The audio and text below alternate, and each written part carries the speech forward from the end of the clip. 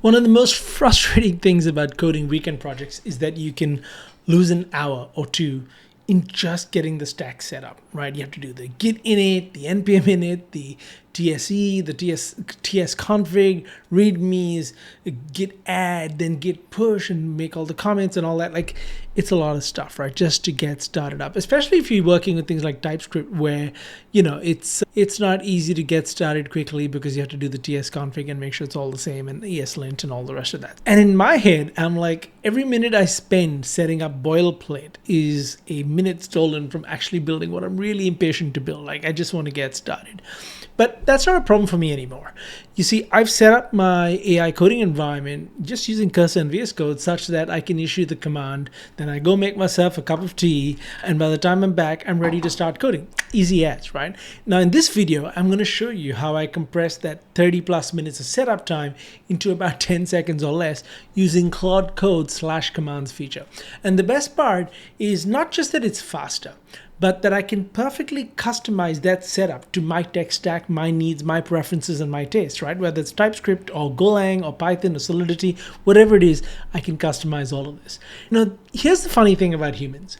When we have an idea, we're so impatient, right? We have such a short time window to act on it. For me personally, for example, when I come up with ideas, and I come up with far more than I'll ever implement, but most of the time I don't actually even start because just the setup time is large, and that's a real buzzkill. And I'm like, well, it's going to take me half an hour to an hour to just get started, and do I really want to spend that time doing that, right? So what I found is that the bigger the time, the gap between where you have the idea and where you're actually able to start seeing it come alive, then the bigger the gap is, the more your motivation dies. So there's an inverse relationship. The longer the time, the less your motivation becomes over time. And sadly, that's how ideas die, right? So that was the problem that I was trying to solve when I found /commands from Claude Code. So what are we going to build today? What are we going to do? Well, in the next 5 minutes or so, you're going to learn how to create a Claude Code /command. So what is a /command? Think of it as a bunch of commands that you typically write out in a terminal, right? A whole sequence of them. But what if you could package all those commands up and collapse it into a single command, right? So your task gets broken down into steps, so it's a logical grouping of steps, and you package all that. Well, that becomes a /command. Now, there is a format you have to follow, and I'll link to the documentation from Claude Code on /commands to how to do it, but it's really very simple. And the best thing, it's all markdown, right? And you can use AI to help create it, which is something I recommend you doing once you've actually written it down and you know what you want, but I'll talk about that at the end. Now, we're going to build something that we're going to call this particular /command, we're going to call it create node project, right? For creating a Node.js project, that's a /command. And this is the command that's going to do the following. It's going to initialize a complete project with your preferred stack being TypeScript and Node.js. Let's say in this case, you can set up TypeScript exactly how you like it. You can sort out the TS config that way. It even creates a GitHub repo using the GitHub command line tool, and then it uses Git to add your first initial commit, including the initial scaffolding that's in the README, and then you can push it. The AI will even test it out for you that it's compiling correctly, and then it'll push it to your GitHub repo, right? So at the end of it, it leaves you with a running project that you can kind of use as boilerplate to start over. But here's the really important part. Once you know this pattern, you can customize it for any workflow. Whether it's React or Vue, or whether you're doing Golang development or Python development, you're writing a bunch of scripts, doesn't matter. It's even data science notebooks. As long as you know the steps that it usually takes to go into that, you can package it up into a single command and off you go. It's going to save you so much time. Okay, so you don't need to copy and clone old projects and delete all the stuff you don't want. You just tell it what you like. You just make sure that your specification is in there, your steps are in there. You give it the perfect starting point, and you'll get that perfect starting point every single time. Now, I'm doing a little series on Claude Code, how I use it as a power user. And in one of the future ones, I'm going to talk about Claude Code plugins and the marketplace, and also what's known as agentic skills or the agent skill specification. Now, these are important because the agent skills specification is a proposed standard, and that's now supported by Cursor and VS Code and a whole bunch of others. The agent skill standard is being adopted. And the benefit with that is you can write once and reuse everywhere. And we can talk about that in a separate video. Now, custom /commands are generally designed for Claude Code CLI and IDE extensions, which means that if you have an IDE extension in your Cursor or your VS Code or whatever it is that you use that is the Claude Code extension, it'll recognize it as long as you're using Claude Code. By the way, if you've not set up Claude Code CLI, you can check out my other videos in the series series that walks you through all of that. You don't necessarily need a paid subscription, but you probably do need to at least leave your credit card on file, only because using it via the API, which is how Claude Code will do it if you don't have a subscription, does end up consuming, a few cents here and there. Honestly, my monthly bill is like $10 or something, but I also have a pro subscription. Okay, now let's get coding. So the first thing I'm going to do is I'm going to try and create a directory, and I'm going to say, in fact, the command may actually already be there. Show there.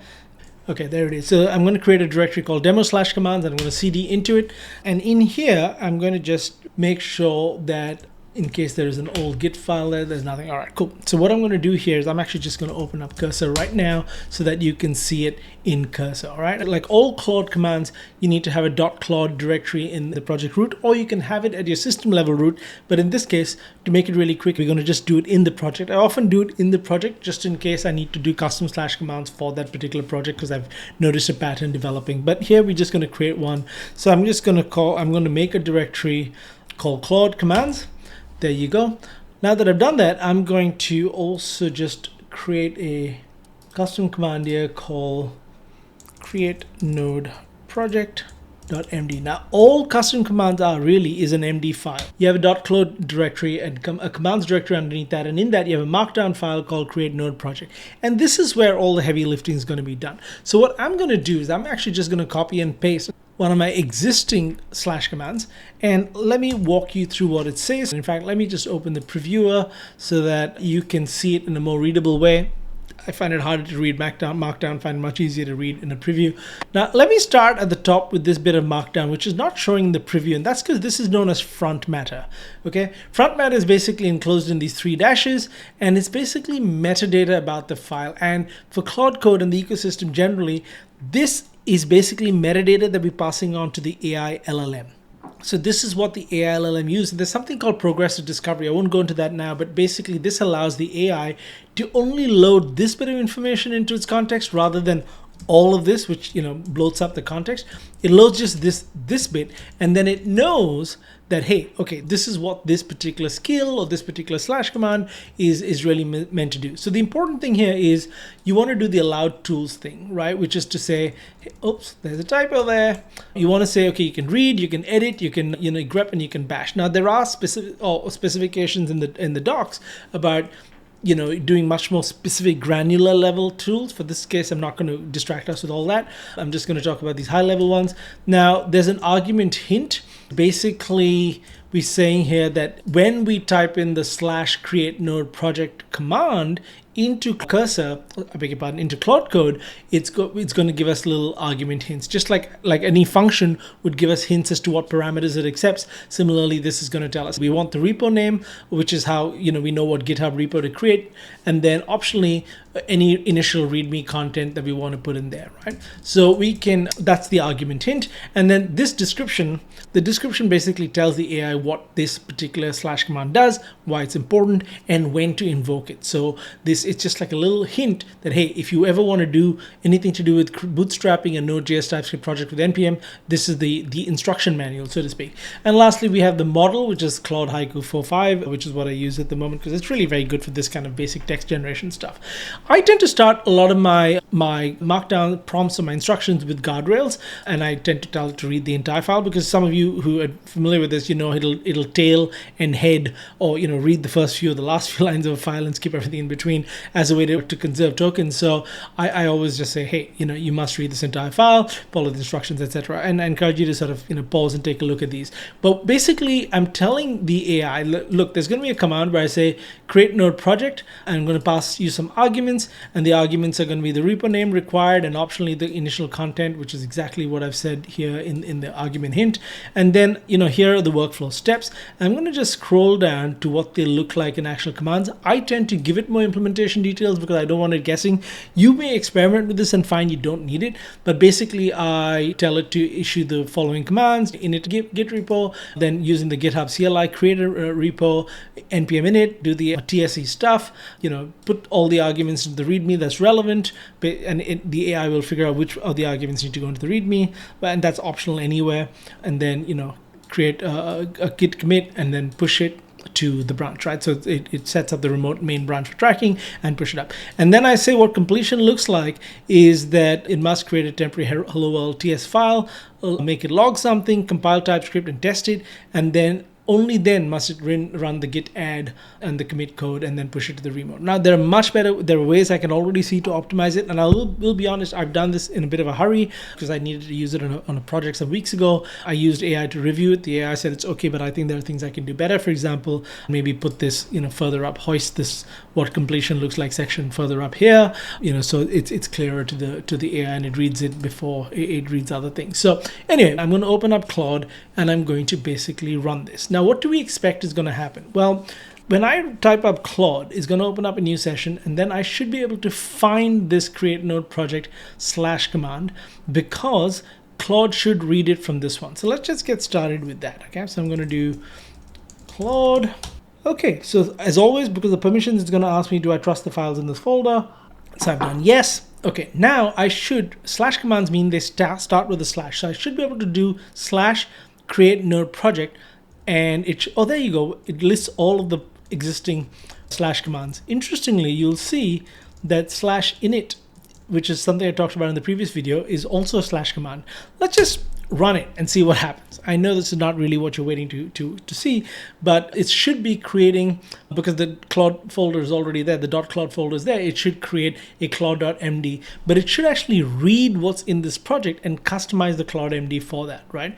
So, and it says, now I understand the structure. It's a demo, repository for this, and it's saying, do you want me to, make this edit? Sure, I'm going to say allow all edits during the session, and that's fine. And now this is kind of what the claude.md file looks like, right? It's basically an overview. It's giving you an architecture. Great. Okay, this is helpful. So let's get back to our create node project. I just love nerding out in this stuff. Okay, it's created Claude. That's fine. Now what I want to try and do is I am going to find my / commands. I'm going to find / create node project, I beg your pardon.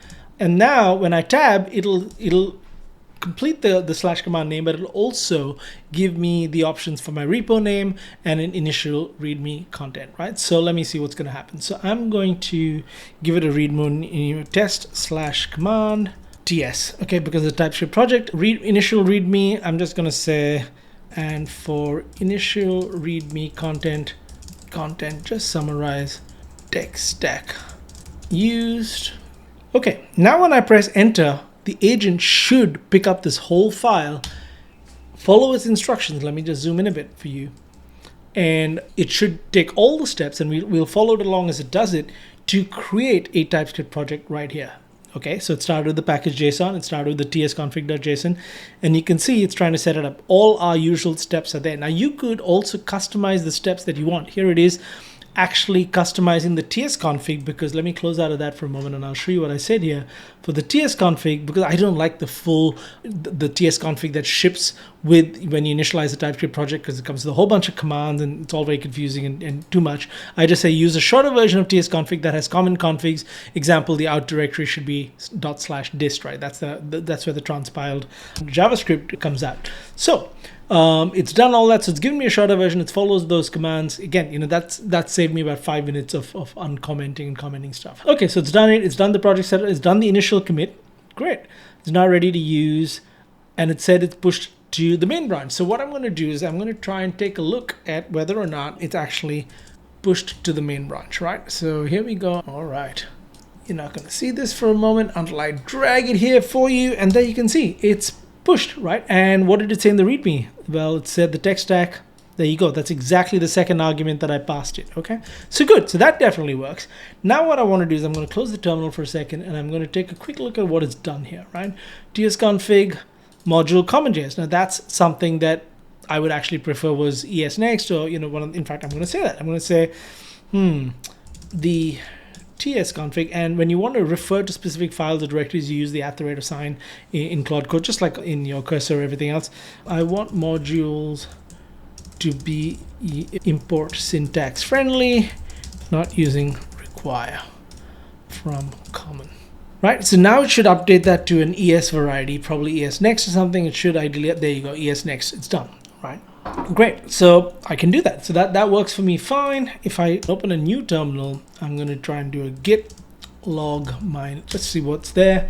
So there are 2 logs. Initial commit readme had hello world types. So I did 2 commits, which is good. Separated it out, which is a nice job. And there you have it. Out of the box in just a couple of minutes.